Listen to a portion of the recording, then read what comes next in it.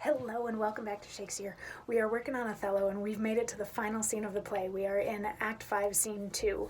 And Othello thinks that he heard Cassio being killed yesterday, which was actually Iago and Roderigo, where they jumped Cassio. Iago ended up killing Roderigo and wounding Cassio in the leg, but Othello was just hearing all of this. So he's like, oh, Iago kept up his part of the bargain. He killed Cassio, so now I have to go kill Desdemona, and he leaves.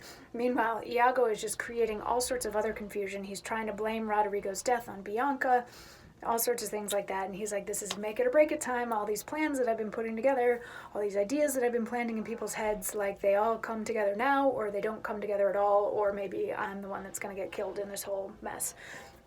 So anyway, tonight is the night that it all happens. So Act 5, Scene 2 starts out with Othello going into his bedroom where Desdemona is already asleep in the bed.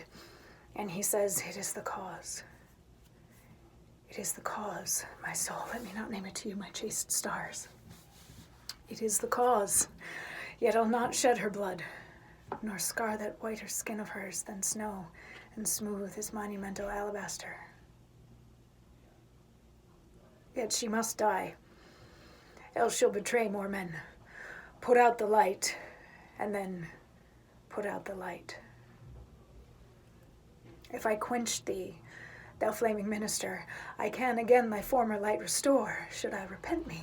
But once I put out thy light, thou cunningest pattern of excellence, of excelling nature, I know not where is that Promethean heat that can thy light relume. When I have plucked thy rose, I cannot give it vital growth again. It needs must wither. I'll smell thee on the tree. Oh, balmy breath, that dost almost persuade justice to break her sword. One more. Be thus when thou art dead, and I will kill thee and love thee after. One more. And that's the last. So sweet was ne'er so fatal. I must weep, but they are cruel tears. This sorrow's heavenly. It strikes where it doth love. She wakes.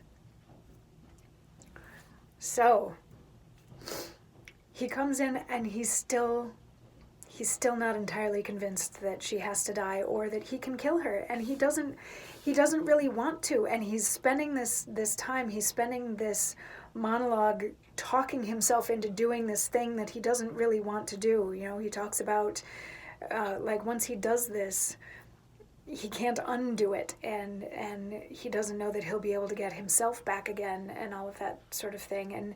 And he sees her sleeping and she looks so chaste and so beautiful, and he talks about her beautiful white skin, again going to the racial difference and her passing up all these other men so that she could be with Othello, and his insecurities that have formed about the fact that she passed up all these other men to be with him, and now maybe she's cheating on him with these other men that she had passed up.